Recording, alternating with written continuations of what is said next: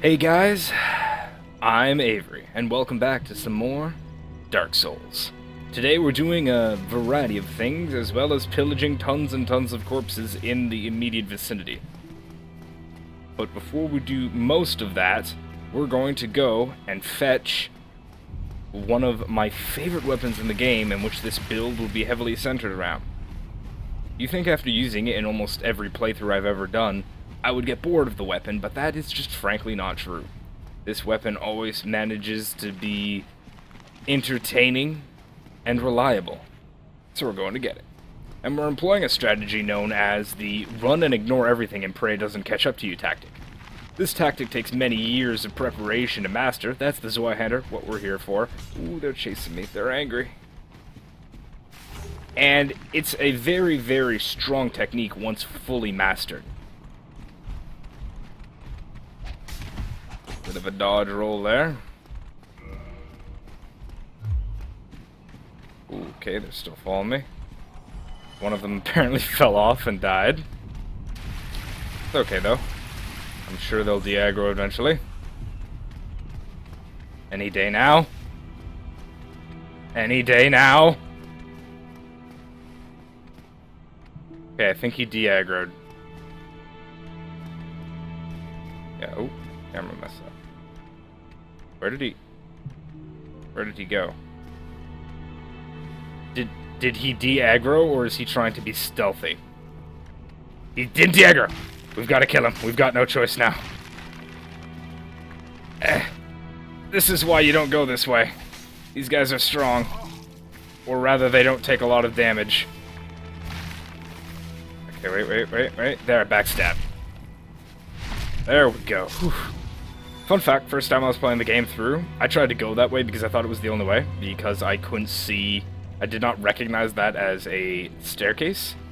Was not a fun time, probably the worst like 4 hours I have ever had to go through. Alright, let's level up. We need 1 point dexterity, and then we're just gonna pump whatever left we have into strength. Okay, well, we're gonna make ourselves human as a commitment to not die.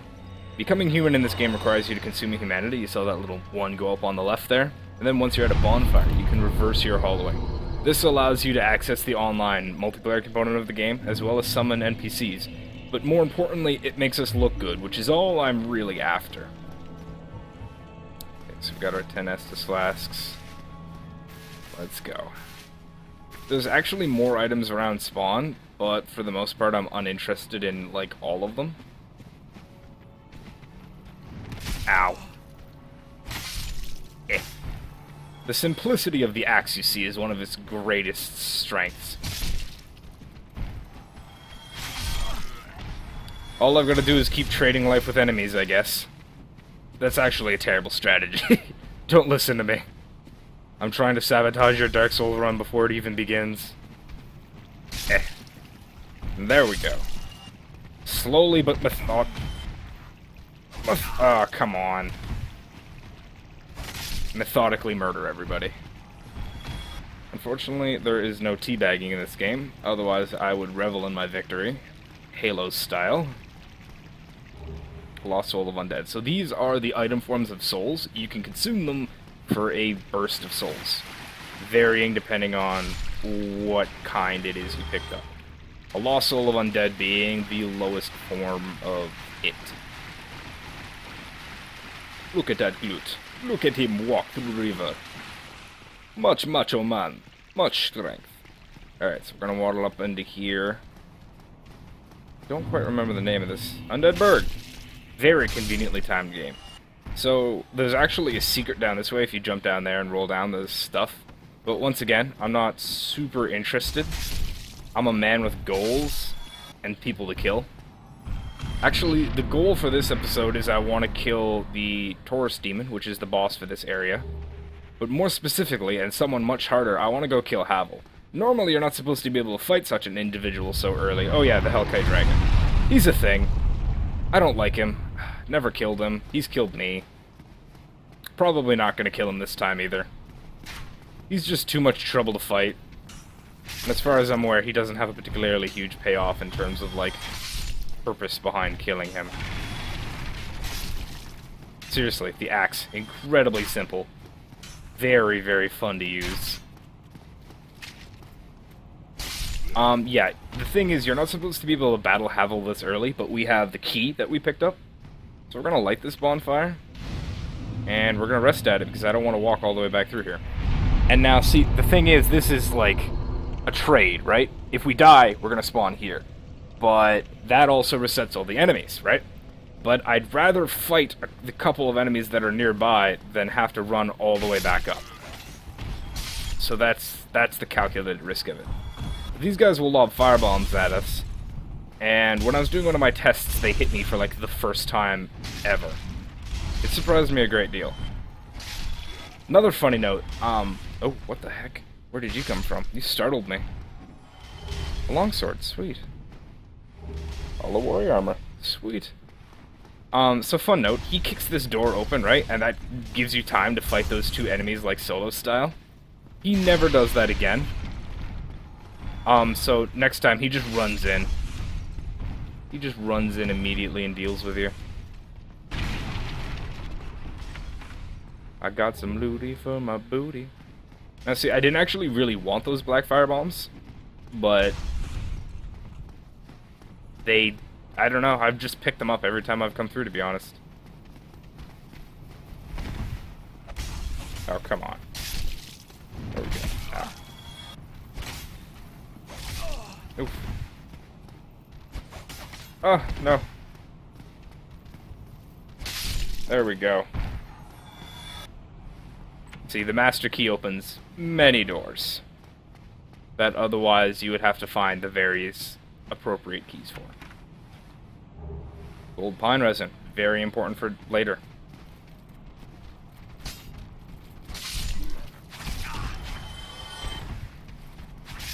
Oh, we die? Yes. Darn, we didn't drink fast enough.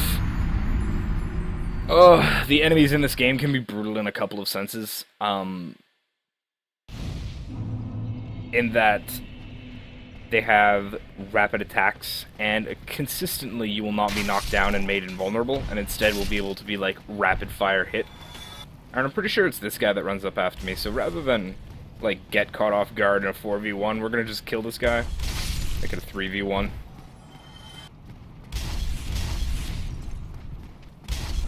Oh, I forgot you run up this time. Ow. There we go. Yeah, the thing about Darksouls, though, is while I'm playing it, I won't be basing my videos on a particular time frame. They will be done based on, like, zones. I will try to keep them within a reasonable time frame, but primarily you might end up with some shorter and some longer as I try to match up to what my expectations are. So as you see, you can also get this humanity. Ooh. Well, he ain't got no chill. There we go. Yes, we're trading lots and lots of life. Don't hit me, please. So as you can see, lack of stamina is a pretty serious issue. That can often lead to great trouble early on. Okay, so this is a Black Knight. He's more than likely going to kick the poo-poo out of me. And I have no idea how I want to handle him. Let's try like this. Very quiet. I'm going for a backstab! Okay, that didn't do nearly as much damage as I wanted. Oh, we're in for a long one, aren't we? So what I'm trying to do here is when wielding a shield, if you strong attack, you will be given... Oh, wow, you follow really fast, don't you? Ah, there we go. If you do a strong attack at the right time, you can do this, which is a parry. So this battle, I do not intend to battle anyone else afterwards. It is 100% just the Black Knight. Ah, there we go. I've got that one attack frame down. If he just keeps doing that one, I can parry him over and over again. Unless I can just fish a free hit.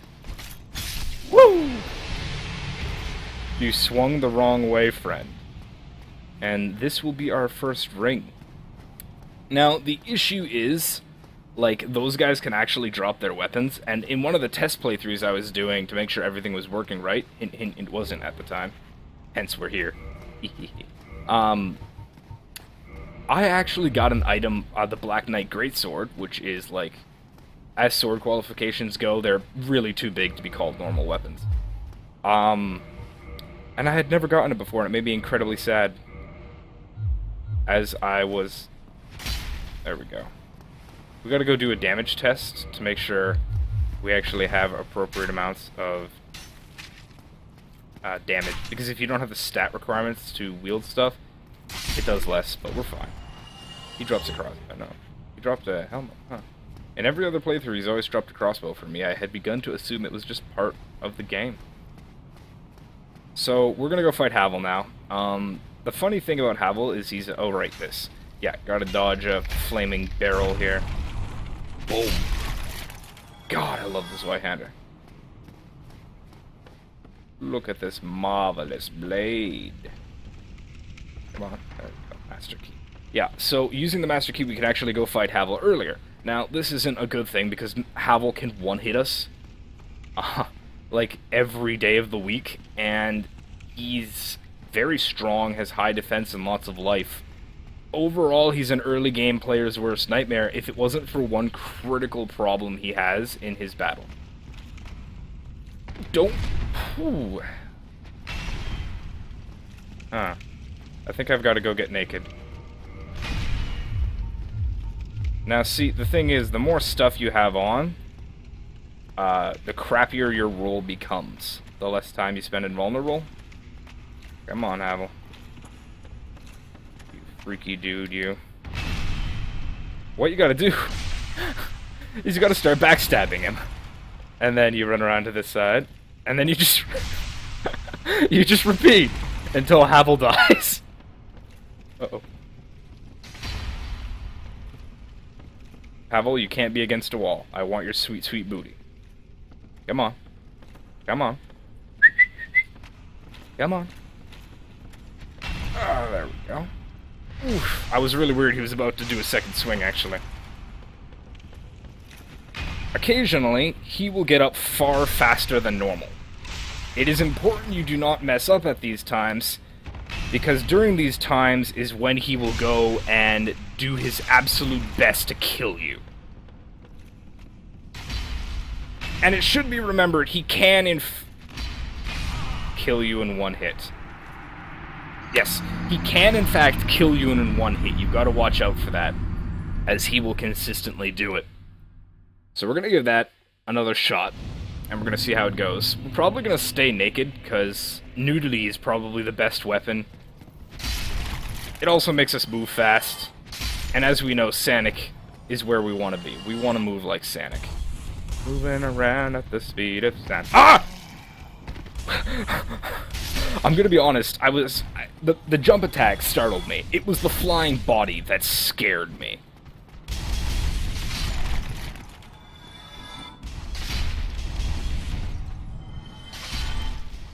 Early game, one of your biggest issues is actually your stamina regen, if you're trying to use a weapon like this one. I'm actually trying to draw that guy in there out, but apparently he's not. He's having none of it. I missed. Do what this White-hander does, which is kill multiple people. There we go. Chug this. Okay, so I can swing this about twice. So, I know we've gone through the house every other time, because it's actually better, in my mind, to deal with the spearman first. But this time... Ow. Uh-oh.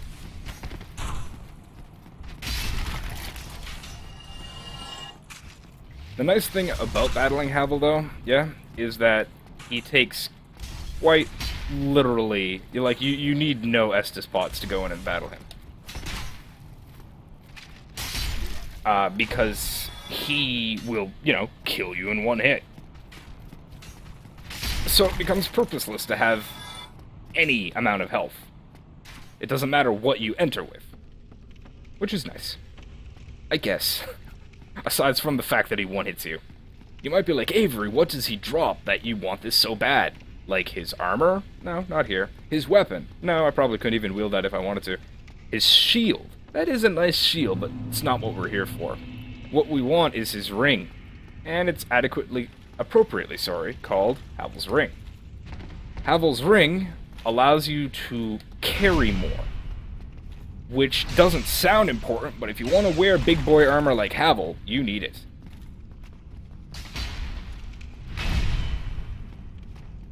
I haven't actually been able to, like, successfully keep him in a chain for that long this time around. Instead, stuff like that's been happening a lot. Actually, I think we'll also go out there. Uh-oh. Little bit of FPS stuttering. Dark Souls 1 isn't exactly the most optimized game in many aspects. We will enter an area later called Blight Town, and it will reinforce my point perfectly. Oh, he got up really fast. That was such a rapid turn that it startled me. Alright. Yo, Havel, you're nearly dead. Do me a favor, just get caught in this parry chain. And let me just finish you off. I just... in one other playthrough, this is actually the second series I ran through. Okay, he'll be farmed off camera. Damn it, Havel, you were so close. Why did I have to get my weapon stuck in a wall? Alright, let's go fetch our souls and move on. No use crying over what you lost. Or haven't achieved. Uh-oh. Woo!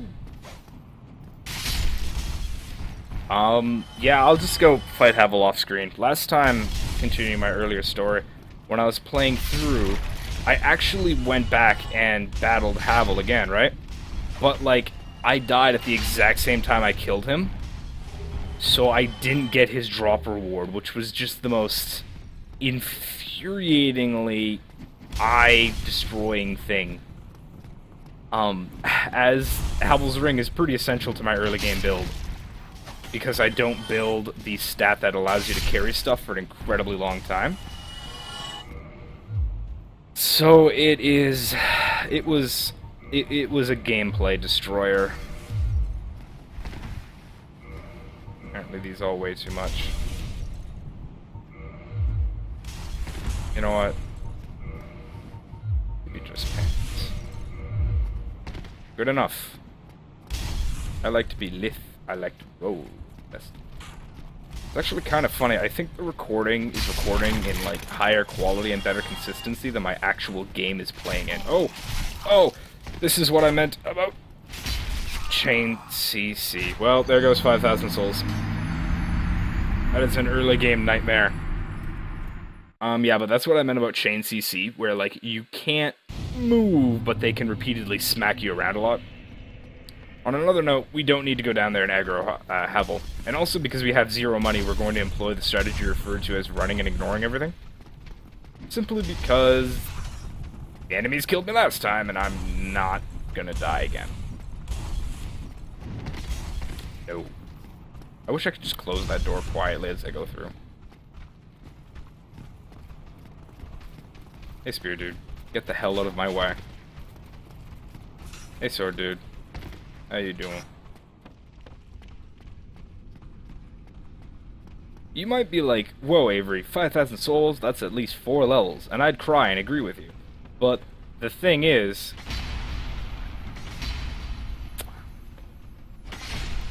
There we go. Killing these little guys gives you items that are useful for upgrading your stuff. You might say, Avery, that's a pretty big loss, and I'd agree with you. But in reality, as long as the Zweihander can be wielded, pretty much any loss is acceptable. And since we've already approached that point, it doesn't really matter. So I hopped up here to kill these guys early, because this enemy is a douche stickle. And I don't want to mess around with battling him. We're going to take out the gold pine resin. What that does is it applies lightning to your weapon. And there he is, the Taurus Demon.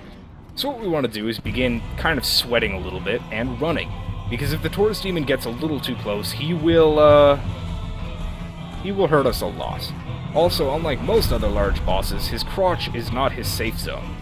If anything, he occasionally hurts. Instead, what we're going to do is the same thing we did with the first boss, which is drop down onto him for truly disgusting good damage. Then we're going to want to lure him this way a little. Roll into his attack, like the true man we are. Dodge. Nope. Or die. We could just die too. That works. So the way you want to kill him, or at least that makes him considerably easier to deal with, is to just climb up and jump back down over and over again until he's dead. And with the Zweihander, that equals quite literally 2 times. The issue I found recently is that he's a giant douche stick and just kind of stands around the ladder after you drop down. So I think this time what the game plan will be is we'll lure him away a little bit with our sweet, sweet buns. And then once he's away from the ladder, we'll run back up. The thing is, though, that lightning that's on our Zweihander once we apply it isn't, like, permanent in any way, shape, or form. So we need to deal with him at an appropriate speed.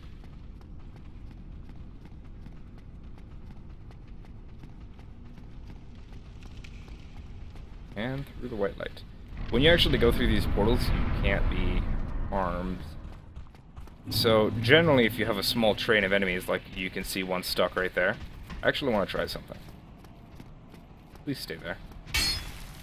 Come on. I didn't even know you could do that. That's fantastic. Alright, so we're going to go clear the guys up here again, because they'll respawn every time. And if you battle the Taurus Demon with them alive, they will attempt to impede your progress. When I say attempt, I mean they will just repeatedly fire arrows at you until you cry a little bit. What I find interesting is the Taurus Demon quite literally is always on top of there again. Not sure how he manages it every time. The music is pretty fitting for what most players at this point in the game would assume is just a normal bridge. Because, like, up until this point, those fog gates haven't meant a boss battle. They've just been fog gates. But from now on in, you basically always gotta assume there's a boss. Alright, so I'm a little worried about where we'll fall, because I don't know if we'll... Oh, okay, excellent. Okay, he opted back. I think Darksouls knows what I want, and just wants to deny me. No, come on, man. Okay, we got this. Make a run. Bait on an attack roll. Miss the roll completely. End up where we want. Climb. Die on the ladder. Darn. We might just abandon the strategy of dropping down the second time and just battle him. Because, like, I can't quite get back up. See, this is the nice thing about Dark Souls 1, though. There's absolutely no punishment system for just repeatedly ramming your face into a boss until it dies. If anything, the game's just like, yeah, go at it. Beat that poor fool till he dies. We only have one more gold pine resin, and it provides a pretty nice damage boost, so without it, I'm a little worried. Nope, none of that. Might be like, Avery, put some armor on. I'm like, I could, but then you would get to see these fantastic dodge rolls. And then you might also follow up with, Avery, would that be, you know, good if you actually use them to dodge stuff? And then I'd say, how the hell do you know this much? Get out of here, you. Wait. I'm not one to pass up a good opportunity like this. Ow, they apparently can attack through the barrier too. Not as effectively as me. That's cool. I like that. I kind of wish the boss just triggered once you climbed up here, because to be honest, it's just a lot of extra running. Okay, one of them whipped out a sword, and the other one was prepared for me. Oh, backstab. Brutality. And unfortunately, this guy just finished his attack frame as I exited the backstab animation. So he was screwed too. Isn't that just the worst for him? I'm slowly gaining souls back because I'm murdering those 2 archers and select few individuals every time I come through. Seriously, this music is terrifying. Everything about this boss, this whole boss fight, is meant to make new players panic, I feel. Nope, not what I wanted. Okay, pretty sure the boss actually can get angry and hop up here if you give him more than like several seconds. So we're gonna do this, and then we're gonna get stuck in here again. Oh, we could just walk through his legs. Learn new things every day. Okay, that looks like an attack. Hey, buddy. Let me through your legs! Die, die, die, die, yes! Victory has been achieved for the bowl cut people. Today we triumph. Do I have a victory pose? Yes! Excellent. We live today. A homeward bone. Nice. That teleports you back to the last bonfire you've been at. Alright, so now I'm going to go fight Havel, probably alone, many times over and over again until he dies. I will record it and maybe upload a fast-forwarded version at the end of this. But either way, I hope you guys enjoyed the present episode, me dying a bunch to the Taurus Demon, which is probably one of the easier bosses in the game. So this is really setting a nice mood towards once I get towards some of the harder bosses, like basically anybody. But hey, you know, I'm hopeful, you're hopeful, we're all hopeful. Wow, that's a really nice sunset. I might use this right here as one of my thumbnails, because I think it looks neat. My undead dude just being like, yup, I'm gonna be famous. No, you're not, man. I'm sorry. None of us will be. Anyways, I hope you guys enjoyed. Feel free to like and subscribe if you want the next one delivered right to your inbox when she comes out. And feel free to throw some comments. I'd love to chat with y'all. And I'll see you all next time.